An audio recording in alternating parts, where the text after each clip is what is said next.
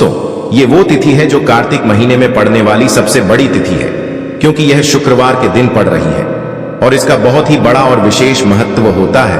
पूज्य गुरु जी ने कहा है कि अगर कभी भी मौका लग जाए और कार्तिक महीने की सप्तमी तिथि शुक्रवार को पड़ जाए तो आप लोगों को 11 चावल के दाने का उपाय तो अवश्य ही करना चाहिए। इन दोनों का संयोग बहुत ही कम आता है।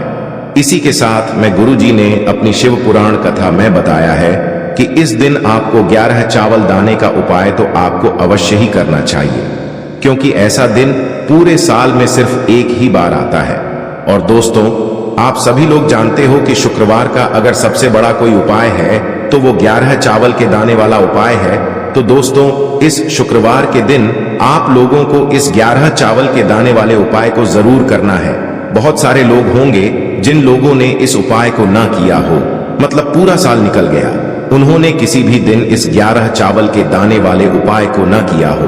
पर दोस्तों, आपके पास एक आखिरी मौका बचा हुआ है जो कि 8 नवंबर के दिन है।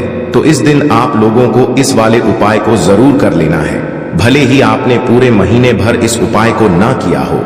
पर अगर आपने इस कार्तिक महीने के शुक्रवार के दिन अगर इस वाले उपाय को कर लिया तो आपको इस उपाय को करने का वो फल मिलेगा जिसकी आपने कभी कल्पना भी नहीं करी होगी। इसीलिए आप लोग इस वाले उपाय को एक बार जरूर कर लेना है, ताकि आप लोगों के हाथ से यह मौका ना जा सके और आपको इस उपाय को करने का फल मिल सके। दोस्तों, यह उपाय पंडित जी ने अपनी अभी की ही श्री शिव महापुराण की कथा में बताया है। जिस उपाय को आज हम आपको बहुत अच्छे से समझाने वाले हैं, इस वीडियो को देखने के बाद इस उपाय को समझने के लिए आपको कोई और वीडियो को देखने की जरूरत नहीं पड़ेगी। तो चलिए दोस्तों, उपाय को शुरू करते हैं। देखिए, ये इस कार्तिक महीने के शुक्रवार के दिन यह इतना खास होता है, इतना महत्वपूर्ण होता है। देखा गया है कभी कभी बड़े बड़े पूजा पाठ अनुष्ठान से जो मनोकामना पूर्ण नहीं होते, वो कार्तिक महीने के शुक्रवार सप्तमी के दिन एक छोटे से उपाय करने से ही आपकी मनोकामना पूर्ण हो जाती है। और बहुत सारे लोगों ने इस उपाय को किया भी है और उनको इस उपाय को करने का फल भी जरूर मिला है। अगर आप लोग भी इस उपाय को करना चाहते हैं तो आप इस उपाय को पहले अच्छे से समझ लेना, सुन लेना, उसके बाद करना। आपको इस उपाय का फल जरूर मिलेगा। और इस उपाय को कर लेने से आपके घर में चाहे किसी भी प्रकार की दुख और समस्या क्यों ना चल रही हो, आपको उसका कारण भी नहीं पता है कि भाई यह समस्या किस कारण से चल रही है। उसका कुछ भी कारण हो सकता है, जैसे पितृदोष हो सकता है या किसी भी तरह का मंगल दोष भी हो सकता है। तो इस दिन आप लोगों को यह वाला उपाय कर लेना है। यह एक ऐसा उपाय है जिस उपाय को अगर किसी विशेष दिन पर किया जाए तो भाई उस विशेष दिन का जो है वह तो हमें मिलता ही मिलता है। पर हमने उस दिन पर इस उपाय को किया है तो हमें उससे भी बड़ा फल मिलता है, और फल बहुत जल्दी मिलता है, क्योंकि आप इस उपाय को बहुत ही बड़े और विशेष दिन पर कर रहे हो। तो चलिए अब उपाय के बारे में बात करते हैं, लेकिन उससे पहले आप लोगों को यह जानना आवश्यक है कि आखिर यह उपाय किस समय करना है, किसको करना है और कैसे करना है। तो चलिए हम आगे आपको वीडियो में एक एक करके बता देते हैं। लेकिन उससे पहले अगर आप लोग हमारे चैनल पर पहली बार आए हैं या फिर मेरी आवाज आज पहली बार सुन रहे हैं तो हमारे चैनल को सब्सक्राइब जरूर कर लेना और इस वीडियो को लाइक करके कमेंट बॉक्स में श्री शिवाय नमस्तुभ्यम ओम नमः शिवाय जरूर टाइप कर देना। तो दोस्तों, इस 11 चावल के दाने वाले उपाय को हमें इस शुक्रवार के दिन कैसे करना है, किसको करना है, किस समय करना है और कहां पर करना है, ये सारे सवालों के जवाब आपको इस वीडियो में मिल जाएंगे। और जो ये वीडियो देखेगा भाई, उसको 11 चावल के दाने वाला उपाय जरूर करना चाहिए, क्योंकि इस दिन एक चावल के दाने का भी बहुत ही बड़ा और विशेष महत्व होता है। और जब बात आ जाए 11 चावल के दाने की, तो ये सोने पे सुहागा वाली बात हो जाती है और ये एक बहुत ही बड़ा उपाय हो जाता है इस शुक्रवार सप्तमी का। तो अब दोस्तों, इस 11 चावल के दाने वाले उपाय को आखिर करना किसको है, सबसे पहले हम लोग वो बात जान लेते हैं। तो देखो, घर की जो बड़ी माताएं बहनें होती हैं, उन माताओं बहनों में से कोई भी एक बड़ी माता बहन इस वाले उपाय को कर सकती है। और दोस्तों, अगर आप चाहें तो अपने घर में से सभी सदस्यों को भी इस उपाय को करवा सकते हैं। अगर किसी व्यक्ति की खुद की कोई मनोकामना है, खुद की कोई दुख और परेशानी है जो कि वह अपने लिए ही करना चाहता है इस वाले उपाय को, तो वह खुद अपने लिए भी कर सकता है। बाकी अगर कोई घर में से ऐसा है जो कि अपने पूरे घर परिवार की सुख और शांति के लिए ये वाला उपाय करना चाहता है तो भाई वह भी कर सकता है, उसमें भी कोई दिक्कत वाली बात नहीं है। कहने का मतलब ये है कि इस उपाय को हर एक सदस्य भी कर सकता है और पूरे घर परिवार के सदस्य के लिए घर की बड़ी माताओं बहनों में से कोई एक माता बहन भी कर सकती है। माताएं बहनें अगर घर में उपस्थित न हो या वो यह वाला उपाय न कर पा रही हो तो फिर घर का कोई बड़ा सदस्य भी इस 11 चावल के दाने वाले उपाय को कर सकता है, चाहे फिर वह पुरुष ही क्यों ना हो, उसमें कोई भी दिक्कत वाली बात नहीं है। अब दोस्तों, इस 11 चावल के दाने वाले उपाय को हमें करना कहां पर है? हमें इसे शिव जी के मंदिर में जाकर करना है। बहुत सारे लोग प्रश्न करते हैं हर एक उपाय को करते समय क्या हम इस उपाय को घर पर कर सकते हैं? तो इस वाले उपाय को आप घर पर नहीं कर सकते हो। इस वाले उपाय को करने के लिए आपको शिव जी के मंदिर ही जाना पड़ेगा। उसके बाद में दोस्तों जो अगला प्रश्न निकल कर आता है वो यह आता है इस उपाय को लेकर कि आखिर इस उपाय को हमें किस समय करना है, सुबह के समय करना है कि शाम के समय करना है? तो देखो, इस वाले उपाय को आप लोग सुबह के समय भी कर सकते हो और शाम के समय प्रदोष काल में भी कर सकते हो।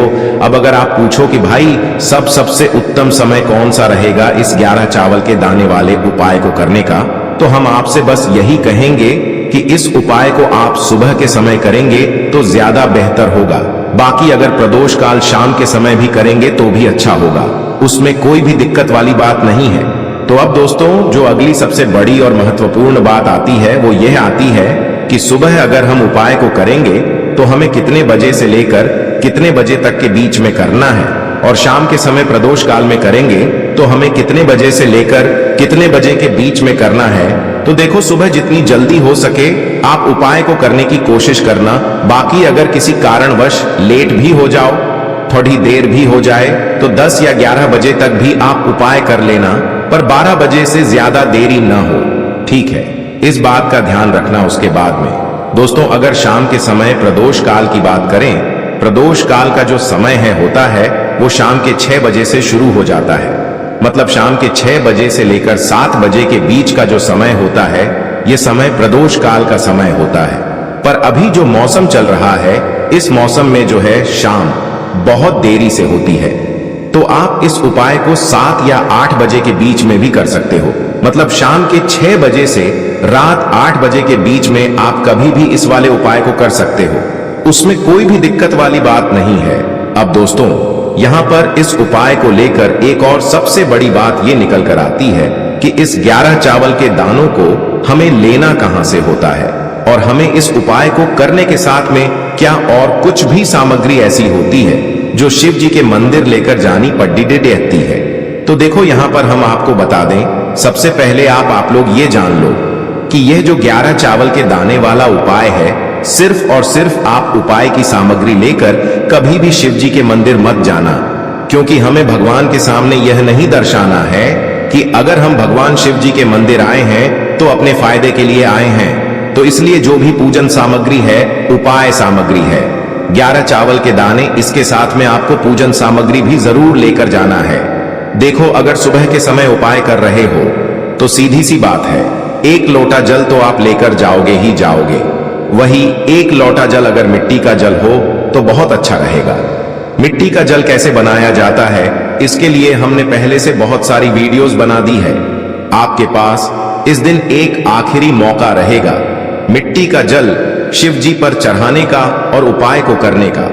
बहुत बड़ा आपको इस दिन फल मिलेगा। तो इसलिए इस दिन हो सके तो भाई मिट्टी का जल चढ़ाना, तो अपने साथ में कम से कम 1 लोटा जल तो आपको लेकर जाना ही जाना है। अगर मिट्टी का जल नहीं है तो घर का जल भी आप इस्तेमाल कर सकते हो। इसके अलावा जो भी पूजन सामग्री है, देखो 11 चावल के दाने ये अलग आपके रहेंगे और जो आपकी पूजन सामग्री रहेगी वो अलग रहेगी। पूजन सामग्री में आप जो भी चीज लेकर जाना चाहे वो लेकर जा सकते हैं, उसमें कोई भी दिक्कत वाली बात नहीं है। वहीं अगर हम बात करें शाम के समय की, तो शाम के समय शिव जी पर जल नहीं चढ़ता है, इसीलिए शाम के समय आप लोग एक दीपक तैयार कर लें जो कि गोल बत्ती का आटे का शुद्ध देसी गाय का घी का होगा, है ना? इस बात का आप लोगों को ध्यान रखना है। और इस दीपक को आपको घर से जलाकर नहीं लेकर जाना है, भगवान शिव जी के मंदिर में जाकर ही जलाना है। इस बात का भी आप लोगों को ध्यान रखना है। अब दोस्तों यहां पर हमें इस बात को समझना है कि यह 11 चावल के दाने हमें लेना कहां से है। क्या हमें दुकान से लेकर आना है, या हमें अपने घर से लेना है, या कहां से लेकर आना है, और कौन से चावल लेना है, क्योंकि चावल भी बहुत प्रकार के होते हैं। तो देखो, इन सभी सवालों के जवाब आप लोग एक बात में सुन लो कि भाई ये जो उपाय है, इस उपाय में आपको ये नहीं देखना है कि भाई कौन से चावल है, कौन से चावल नहीं है। बस जो भी चावल ले रहे हो वो चावल का दाना सबूत होना चाहिए, मतलब साबुत होना चाहिए, टूटा हुआ नहीं होना चाहिए, कटा पिटा नहीं होना चाहिए। ये बात आपको ध्यान रखना है। बाकी आपका चावल बासमती हो या सादा चावल हो या कोई सा भी चावल हो, उसमें कोई भी दिक्कत वाली बात नहीं है।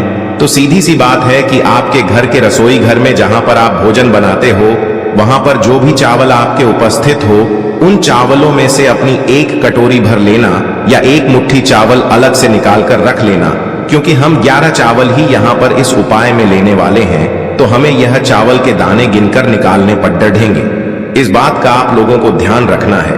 तो अपने उस चावल की कटोरी में से या चावल में से 11 ऐसे चावल के दाने आप लोग निकाल लो जो कि टूटे हुए ना हो, कटे पिटे ना हो, जिनमें कोई दाग ना लगा हुआ हो, है ना।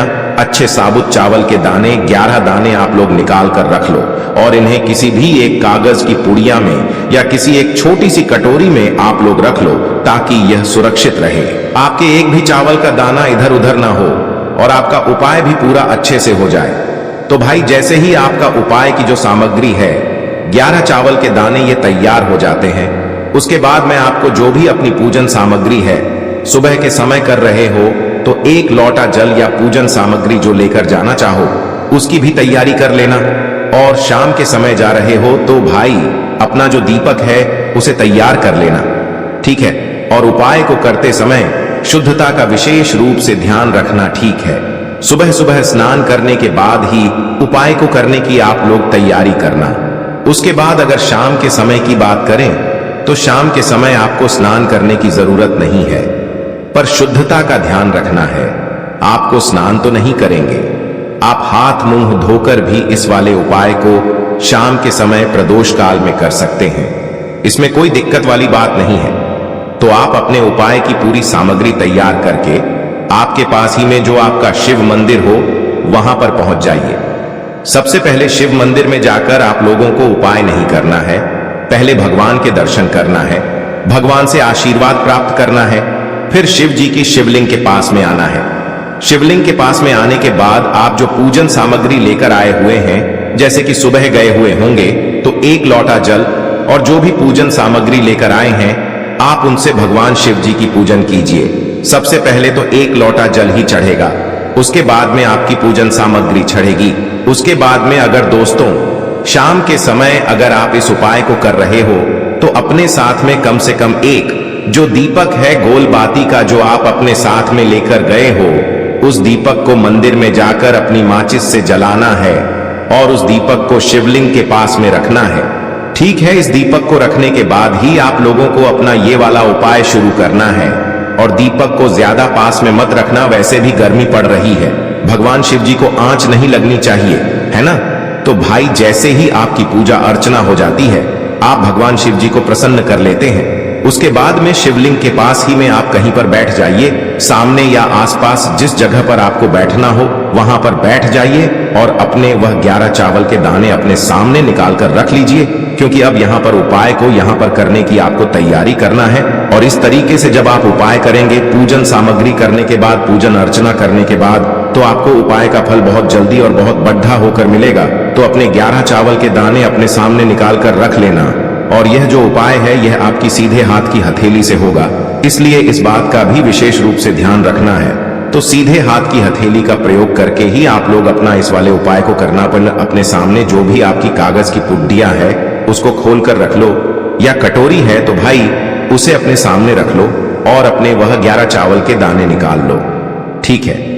उसके बाद में दोस्तों अब आपको क्या करना है कि शिवलिंग आपके सामने होगी, तो आपने वह 11 चावल के दाने एक एक करके आपको शिव जी के शिवलिंग के ऊपर चढ़ाना है।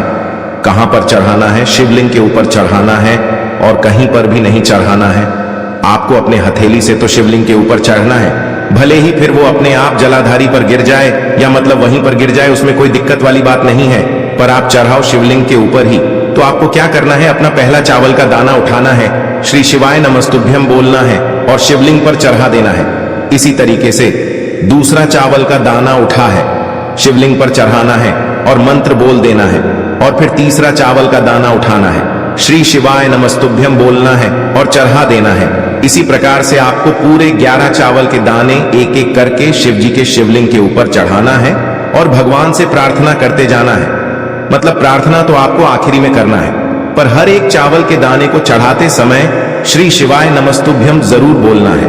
उसके बाद ही में यह चावल का दाना शिवलिंग के ऊपर आपको चढ़ाना है। जैसे ही आपके 11 चावल के दाने शिवलिंग के ऊपर चढ़ जाते हैं, तो भाई उसके बाद में आपको क्या करना है, भगवान से अपनी मनोकामना बोलना है। मनोकामना भी कब बोलना है, जब आपका 11 चावल का दाना आपके सीधे हाथ की हथेली में हो और आप उसे चढ़ाने के लिए जा रहे हो। श्री शिवाय नमस्तुभ्यम बोलकर उस आखिरी चावल के दाने को शिवलिंग के ऊपर चढ़ा देना और भगवान से फिर अपनी वह मनोकामना बोल देना, जिस मनोकामना के लिए आप लोग अपना यह वाला उपाय कर रहे हो। जिस भी दुख और परेशानी के लिए आप लोग अपना यह वाला उपाय कर रहे हो, उसके बाद में जैसे ही आप अपनी मनोकामना बोल देते हो, आपका यह वाला उपाय पूरा हो जाता है। पर दोस्तों, उपाय को करने के बाद आप लोगों को 2 मिनट भगवान शिव जी के मंत्र का जाप जरूर करना है और मंत्र का जाप करने के बाद भगवान से एक और बार प्रार्थना करना है अपनी मनोकामना के लिए या अपनी जो भी दुख और परेशानी है उसके लिए। इसके बाद में आप लोग भगवान को देखकर, भगवान से प्रार्थना करके, उनसे आशीर्वाद लेकर वहां से उठ सकते हैं और अपने घर पर जा सकते हैं। बस दोस्तों, यहां पर यह वाला उपाय पूरा हो जाता है।